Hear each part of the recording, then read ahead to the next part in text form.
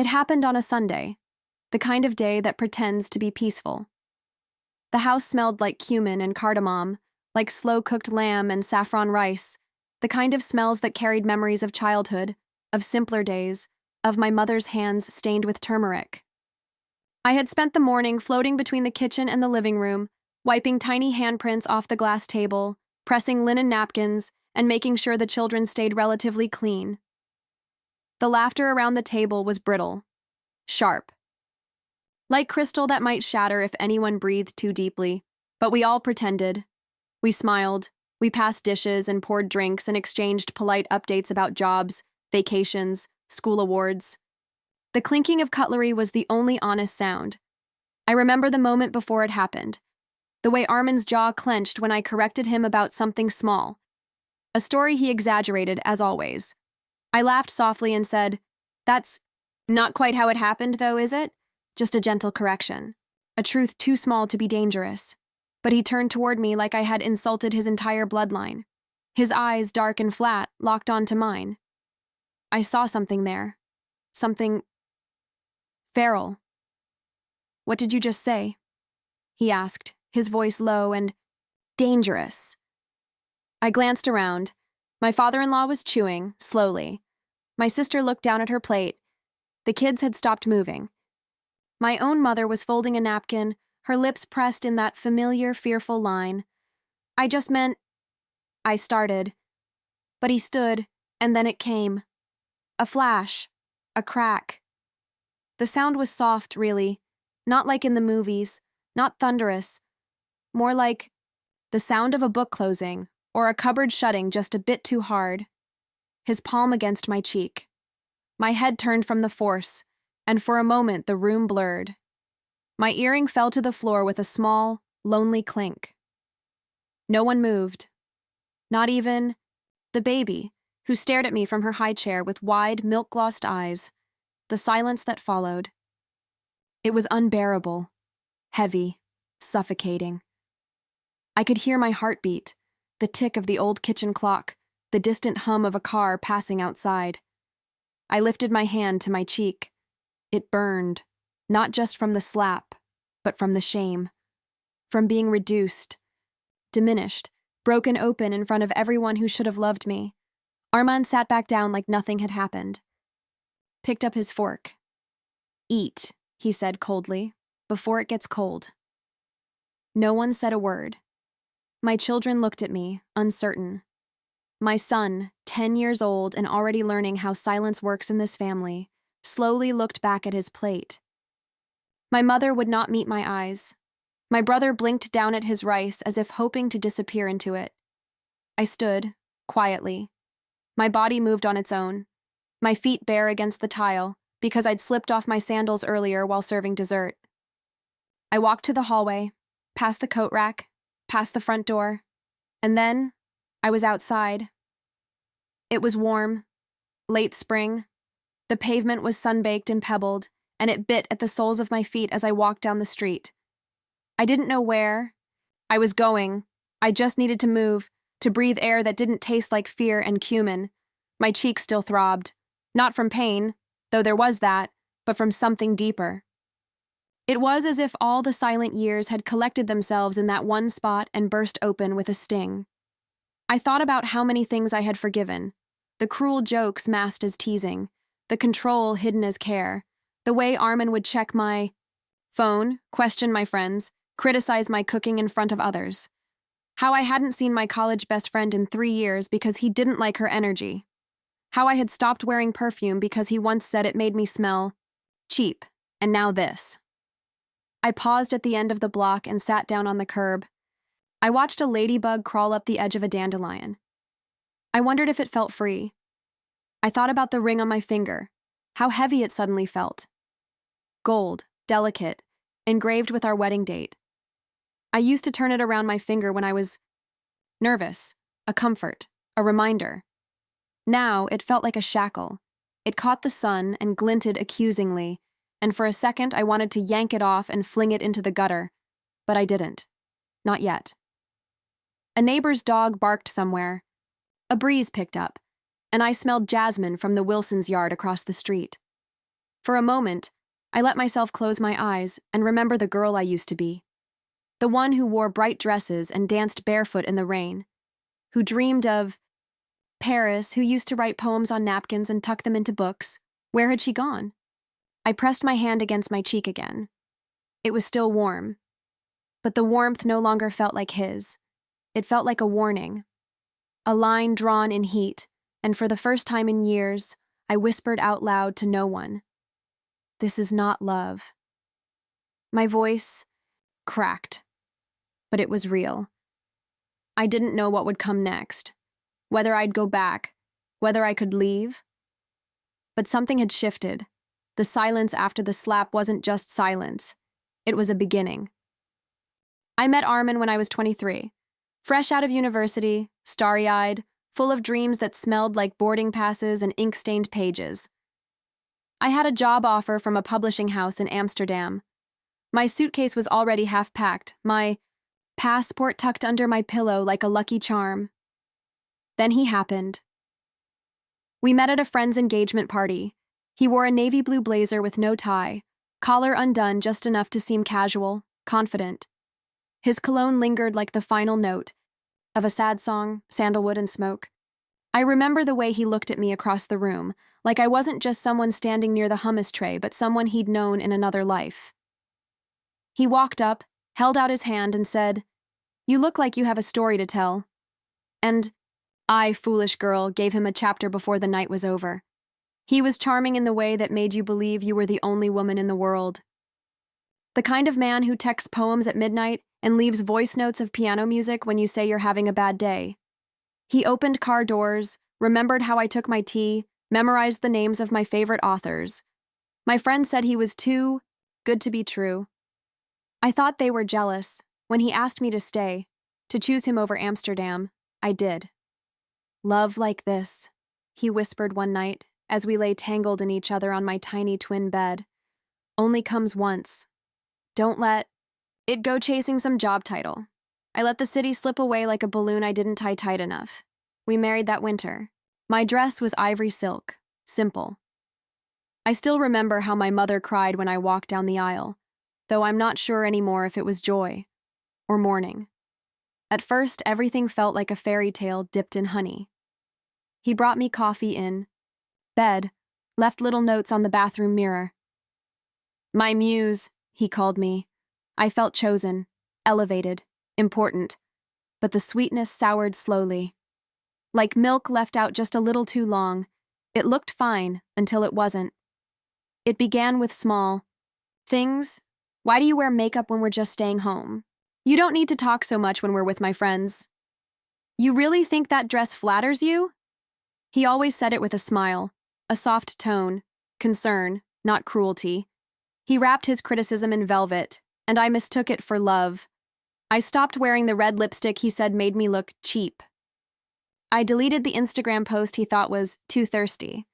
I started asking for his opinion before buying anything new. He told me I didn't need to work. "I can take care of us," he'd say, pulling me close. "Just write when you feel inspired." It sounded flattering, romantic even, at first. But days bled into weeks, and my writing slowed. Inspiration drained under the weight of laundry and grocery lists and his changing moods. I stopped applying for freelance gigs. What was the point, really? He always made me feel like my work was a hobby, a pretty little thing, not a real pursuit. My friends noticed first. "You're not yourself anymore," Layla said one afternoon as we drank cold coffee in a cafe I used to love. "You shrink around him." I laughed it off. "He's just intense, passionate." "Passion doesn't erase you," she said quietly. I didn't reply. Soon, the invites stopped. The texts thinned out. I convinced myself they didn't understand. Real love. I wore my wedding ring like armor. Whenever doubt crept in, I'd turn it around my finger like a prayer bead and tell myself, this is what commitment looks like. I thought endurance was the measure of devotion. That if I just loved harder, gave more, he'd become that sweet man again. The one who quoted Rumi in text messages and kissed my knuckles like a gentleman from another century. But that man only existed in public. Around friends, he was magnetic. Generous with compliments, witty, attentive. People adored him. Women leaned in when he spoke. Men admired his confidence. I watched them watch him and wondered if I was going mad. If maybe I was just ungrateful. Behind closed doors, though, I became small. He would sigh when I spoke, correct me in front of our kids, roll his eyes when I laughed too loudly. Every disagreement became an interrogation. "Why are you so sensitive?" he'd ask. "Why can't you just let things go?" I learned to let things go. Too many things. He hated my perfume, so I stopped wearing it. The jasmine one I wore on our first date, I let the bottle collect dust in the back of a drawer. I caught its scent once when cleaning and burst into tears, not because of the fragrance, but because of what it represented. A girl who still believed she was lovable as she was. He didn't like the blue dress I adored, said it made me look bigger. I gave it to Goodwill. He didn't like when I went out without him, so I stopped making plans. Piece by piece, I let myself be carved down to something softer, smaller, palatable. He didn't hit me back then, not physically, but every word chipped away at my reflection until I could barely recognize the woman staring back at me in the mirror. She looked tired, her eyes dulled, her smile tight. She looked ghostly. And yet I stayed. Because by then, I no longer trusted my own instincts. I thought maybe I was the problem. Maybe I really was too emotional, too dramatic, too needy. I told myself every couple has ups and downs, that he was just stressed, that things would get better when the kids were older, when work settled down, when we took that vacation, but the vacation never came, and neither did the man I fell in love with. Only the echo of him, the mask he wore for everyone else.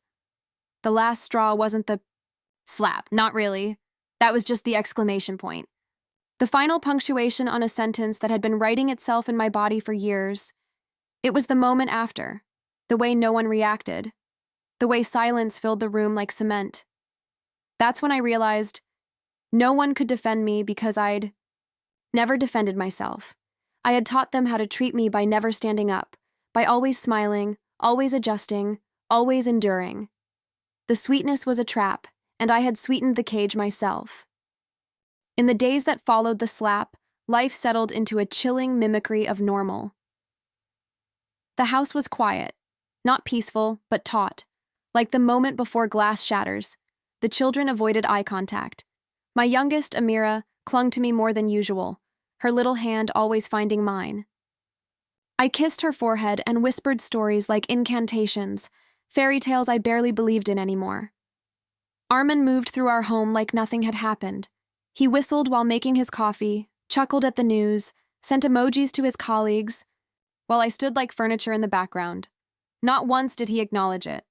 Not the sting on my cheek, not the weight in the air. Not the fact that I flinched when he walked too close behind me. His mother came by that Wednesday, bringing saffron rice and veiled excuses. "He's under a lot of pressure," she murmured as she stirred the pot on my stove, as though rice could repair bone-deep betrayal. "Men have tempers. You must have said something." I stood at the kitchen counter, my palms pressed against the cool granite, trying not to scream. My own mother called later that evening. Her voice was brittle with worry, but even she said, "It's your marriage, not a movie. You must find a way to fix it." Fix it, as if I had broken something by being hit, as if my silence had already mended it. I began to sleep in the guest room. Armin didn't protest. In fact, he seemed relieved. His indifference dug deeper than the slap ever could. He didn't ask how I was. He didn't apologize. He didn't even offer one of his twisted justifications. That Friday night, insomnia kept me pacing the halls like a ghost. I drifted into the living room and saw his phone charging on the table, screen glowing with a notification. I don't know what pulled me toward it. Maybe it was instinct. Maybe the universe was tired of me pretending. I tapped the screen. No password. A message preview blinked. "I miss your mouth, baby. When can I taste you again?" I froze. My lungs stopped working. I opened the thread. Dozens of messages, some graphic, some intimate, all from the same number. No name saved, but the way she wrote to him, the familiarity, the rhythm, I knew this wasn't new. This wasn't a fling. This was something nurtured. She called him my love. He called her my peace. My peace. I dropped the phone. It clattered against the floor and lit up again like it was mocking me. When I confronted him the next morning, I expected denial, maybe even some half-hearted apology, something to manipulate me back into submission. But he laughed. He laughed like I was a child asking why the sky was blue. "You think you're the victim here?" he said, his mouth curled into a sneer. "You're lucky I haven't left you already." He walked past me, brushing my shoulder like I was in his way. Lucky. That word echoed in my ears long after he left the room. I was lucky. I stood in front of the hallway mirror after he left. Not to check my hair or wipe away a tear, but to look, really look, at the woman I had become. My reflection startled me. I looked older. Not in the way time makes you bloom and soften, but in the way grief leaves fingerprints. My eyes, once bright and curious, were dull with resignation. My skin had lost its glow. My lips were pressed together so tightly they had forgotten how to part in joy. I was fading, dissolving, and he didn't even notice or care. That night, when the children were asleep and the house was steeped in quiet, I locked myself in the bathroom. I sat on the cold tile floor in my faded robe, the one with the fraying cuff and the coffee stain near the hem. I took off my wedding ring and held it in my fist. It cut into my palm like truth. All these years I had worn it like a talisman, a symbol of something sacred. But in that moment, it felt like a shackle. My fingers curled tighter until the metal bit into my skin. I cried, not the soft cinematic tears of romantic films, but guttural, ugly sobs. My body shook. My throat burned. I cried for the girl who gave up Amsterdam, for the woman who gave away pieces of herself like offerings to a man who only ever took, for the mother who had to explain why Daddy was tired and why Mommy didn't smile anymore, the slap, the silence, the infidelity, the laughter in my face, all of it converged into one unbearable truth. I wasn't living. I was surviving. I opened the drawer under the sink and found the old perfume bottle, jasmine and vanilla, soft and bold, the one I hadn't touched in years. I sprayed it on my wrist. It smelled like memory, like defiance. Somewhere inside me, something shifted, not like an earthquake, not some grand cinematic rage, but a quiet ember, a heat that didn't consume but refined. I didn't want revenge, not yet, not in the way he would expect, but I wanted my life back, my voice, my dignity. My mirror, and I would take it one sharp, deliberate step at a time. The morning I left, the sky was a soft gray, like the world was holding its breath. I packed quickly but methodically. One small suitcase, a backpack for each of the kids. I took only what we needed: clothes, toothbrushes, birth certificates, my journal. I left the perfume on the vanity, the one that had made me feel brave just weeks ago. It had served its purpose. Now, courage had to come from something deeper. I didn't leave a note. I didn't need to. Armand was at work. The house felt unusually quiet, almost reverent, like it knew this was goodbye. Amira asked, "Mama, where are we going?" I bent down, cupping her round cheeks. "Somewhere safe, baby. Somewhere quiet." She nodded solemnly, trusting me without question, and that nearly broke me. My son, Arian, older and more perceptive, didn't speak. He simply grabbed his shoes and held the door open. We drove for 2 hours with the windows cracked, the wind threading through our silence. I didn't cry, not this time. My tears had done enough. Weeping hadn't saved me. Only action would. The shelter sat on the outskirts of a neighboring city, behind a line of faded shrubs and a rusted iron gate. The building was small, aged, maybe even forgotten by the world, but it stood strong, like the women inside it. A tired-looking woman with silver streaks in her hair greeted us. Her name was Sadaf. She smelled like sandalwood and patience. She didn't ask too many questions, just handed me a form, then gently placed her hand on mine when I couldn't stop trembling. "You're safe here," she said. "That night, in our shared room with its creaky metal beds and mismatched blankets, I lay between my children and stared at the ceiling. The chipped paint above me reminded me of the ceiling in our first apartment, back when Armand used to trace constellations on the plaster with his finger and make up stories." I closed my eyes. I didn't want to remember the sweet version of him anymore. That man was either an illusion or long dead. In the weeks that followed, I became a ghost of habit. I woke early. I helped in the communal kitchen. I applied for jobs with a resume. That felt like it belonged to another lifetime. Eventually, I found work as a receptionist at a nearby health clinic. The pay was small, the hours were long, but the badge with my name on it felt like a crown. Every dollar I earned felt like an exhale. The first time I paid for our groceries with my own salary, I cried in the car. Not from sadness, but from the strange, swelling pride that wrapped itself around my ribs. My children began to change too. Arian started sleeping through the night again. He joined a local soccer club. Amira laughed more, real laughter, the kind that bubbled from the gut and made her hiccup. She painted rainbows on scrap paper and taped them to our wall. "You're magic," she told me one night. I smiled, brushing her hair back. "No, baby, I'm just trying." And I was. Every day I tried. I began journaling again, each night, by the light of a borrowed lamp. I poured out the words I'd swallowed for years: anger, guilt, loneliness, love even, the twisted, complicated remnants of what I once believed was devotion. I wrote about the slap, the silence, the messages on his phone. I wrote until the pen ink ran dry and my hand ached. A woman at the shelter named Lena introduced me to yoga. "You hold grief in your hips," she said, matter-of-factly. "You have to stretch it out." At first, I hated it. My body felt foreign, stiff, uncooperative, but something in me softened each time I returned to the mat. I learned to breathe again, deeply, intentionally.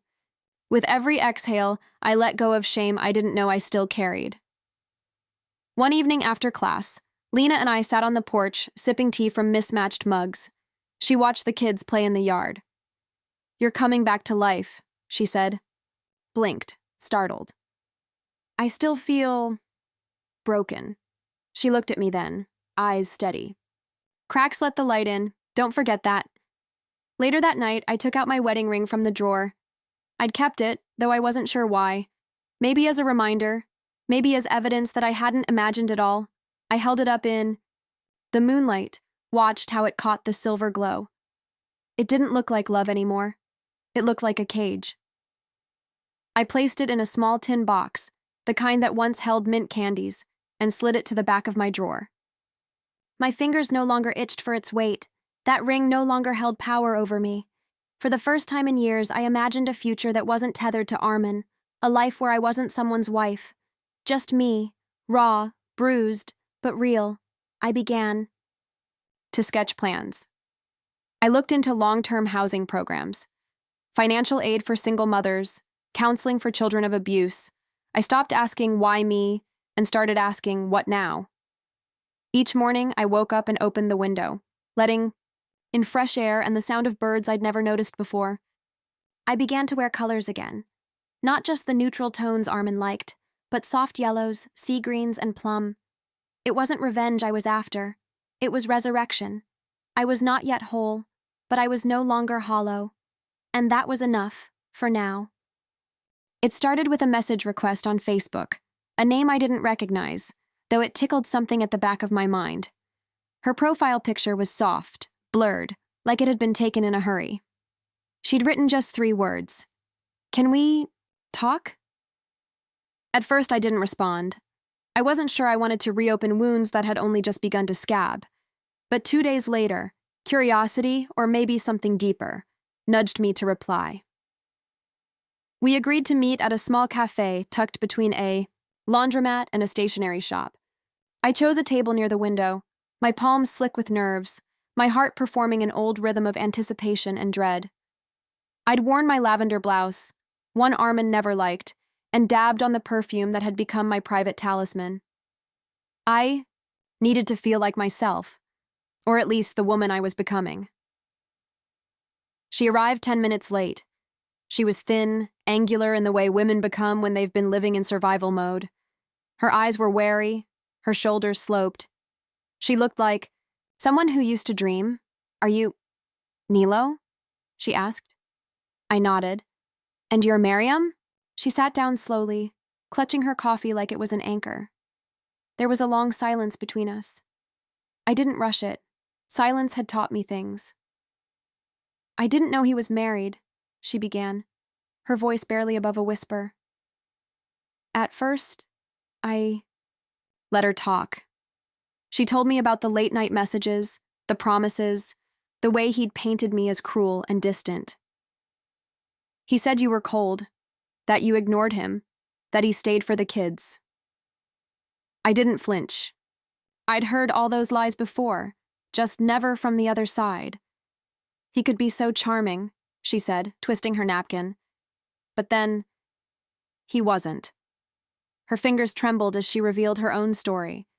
The possessiveness, the emotional manipulation. The time he slapped her during an argument about a message she hadn't replied to fast enough. "I left after that," she said, eyes fixed on the table. "I wish I'd left sooner." I reached across the table, gently placing my hand over hers. "We both did what we could with what we knew," I said. She nodded, and for the first time I saw tears shine in her eyes. Not the kind that begged for pity, but the kind that came when a long-held shame finally exhaled. Together, over cups of bitter coffee and broken truths, we began to build a strange sort of alliance. Not out of vengeance, but from the quiet, knowing that women like us needed to stand beside each other. Over the next few weeks, we gathered what we could: screenshots of messages, timelines, voice notes, his bank transactions. I met with a lawyer recommended by Lena, one who specialized in emotional abuse cases. She listened, really listened, and didn't blink when I said words like manipulation and gaslighting. When I handed over the ring, still tucked in the candy tin, she nodded slowly. "Good," she said. "We'll show them the weight of what he called love." Filing for divorce was not a relief. It was a warpath. Armin responded exactly as I'd expected. First confusion, then anger, then the charming veneer. "Let's talk this through, for the kids." When that failed, he went for humiliation, accusing me of being unstable, of poisoning the children against him. But I had evidence, witnesses, journals. I had Miriam, who bravely submitted an affidavit. And most of all, I had found my voice. Court was grueling. He smirked the whole time, wearing that same tailored suit he wore to family gatherings, like he thought this was a game he was destined to win. He tried to perform, complimented the judge's tie, made little jokes, but I didn't flinch. I wore a navy blue dress and a calm that unnerved even him. I told the truth. I told it without shaking. I spoke of the slap, the silence, the night on, the bathroom floor when the ring cut into my palm.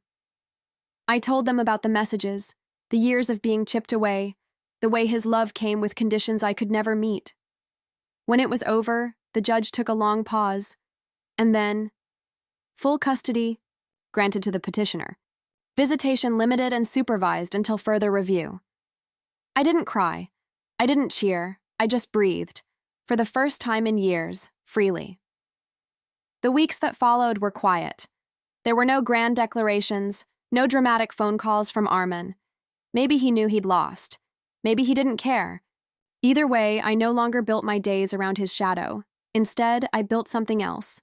A home. A small 2-bedroom apartment with cracked tiles and a balcony that caught the sunset just right. I painted the walls pale green, bought secondhand. Furniture. Let the kids choose their own bed sheets. I planted herbs in chipped teacups on the windowsill. I filled the kitchen with smells from my childhood. Cardamom, turmeric, browned onions. I lit candles at night, even when there was no one to see them. And then, One evening, I hosted dinner. Lena came, and my counselor, and a few women from the shelter. We sat around a mismatched table I'd found at a garage sale, eating my mother's saffron rice and laughing about how badly I'd burned the first batch. There was music playing softly, an old Farsi song my mother used to hum while combing my hair. The children ran barefoot through the apartment, sticky-fingered and wild. At one point, I looked around the room and my throat closed up, not with grief, but with something fuller. Gratitude.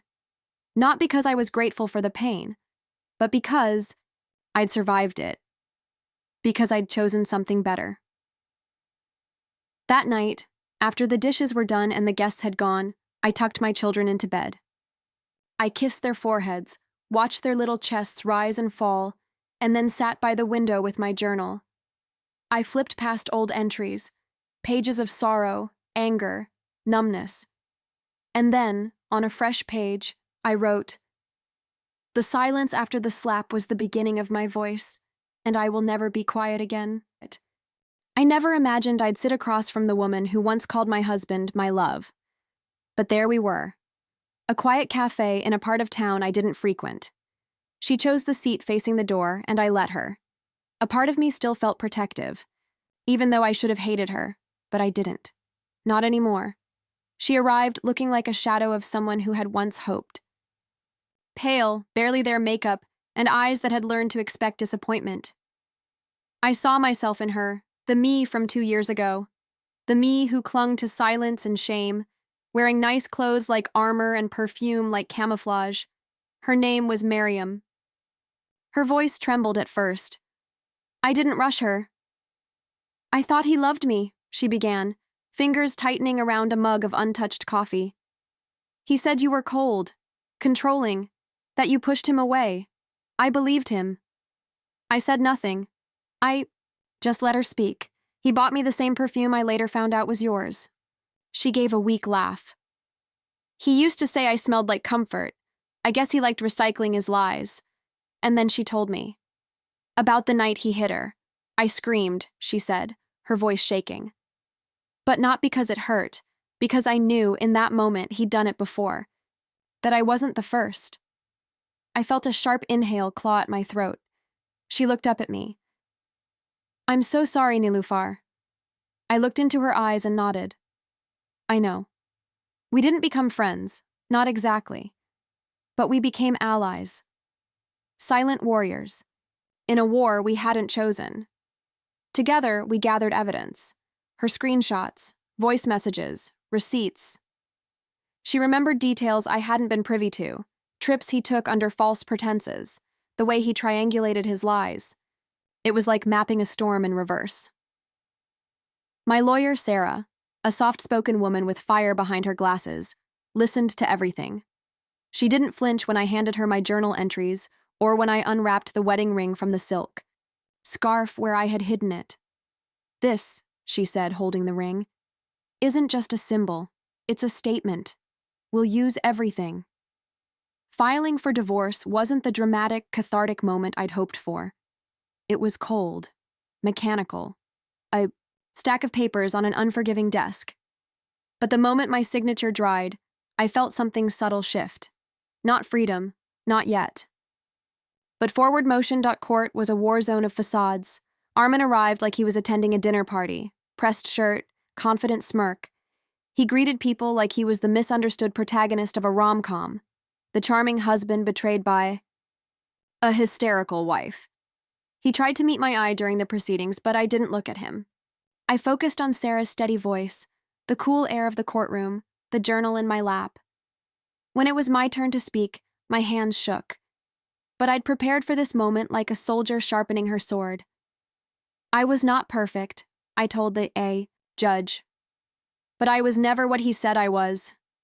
I spoke of the emotional fog, the nights I cried into a pillow while he watched TV.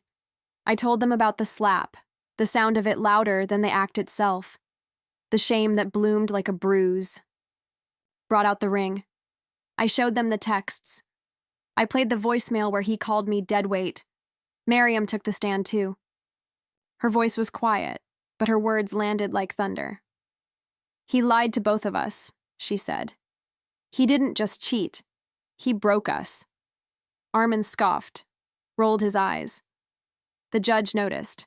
When the ruling came, it didn't feel like victory. All right.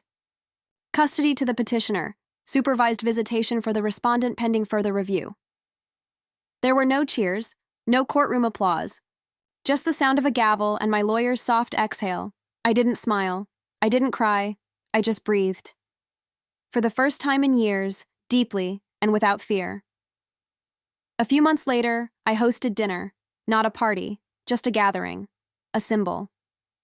The apartment was small, but full of warmth. I'd painted the walls a muted sage, and the scent of turmeric and roasted garlic floated through the rooms like a blessing. I'd spent the day cooking my mother's saffron rice and marinated lamb, the kind she used to make on holidays. Lena came, with her laugh that filled corners. Sarah brought a bottle of wine. A few women from the shelter brought dessert and soft eyes. My children ran barefoot through the hall, chasing bubbles and each other, their giggles pure and whole. We ate, on mismatched plates at a thrifted table. Music played low from an old speaker, songs from my childhood, songs from a self I had reclaimed. There was no toast, no speech, just laughter, just clinking forks and quiet glances that said, "We made it." Later that night, after the dishes had been rinsed and the candles blown out, I curled up on my bed with my journal. I flipped back to old entries, pages stained with pain, with disbelief, with apologies I no longer owed anyone. And then I wrote. The silence after the slap was the beginning of my voice, and every word since has been mine. I put down the pen and pressed my hand to my heart. Was not healed, not entirely, but I was free and I was home.